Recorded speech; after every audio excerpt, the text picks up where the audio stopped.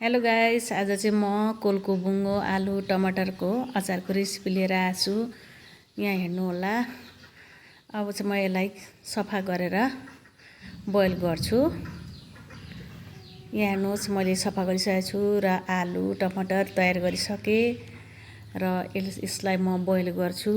Boil गरेर यसको अचार बनाउँदछु। हेर्नुहोस्, सफा गरिसकेको छु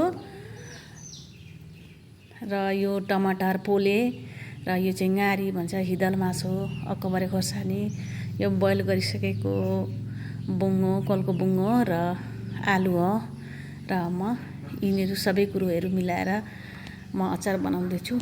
इरुम्बा तयार भइसक्यो भनिसकेपछि चाहिँ हाम्रो कोलको बुङ्गो, टमाटर, आलु, हिदल मास र अकबरे खोर्सानीको अचार तयार भइसक्यो र तपाईहरू पनि यसरी नै बनाएर खानुहोला र साह्रै टेस्टी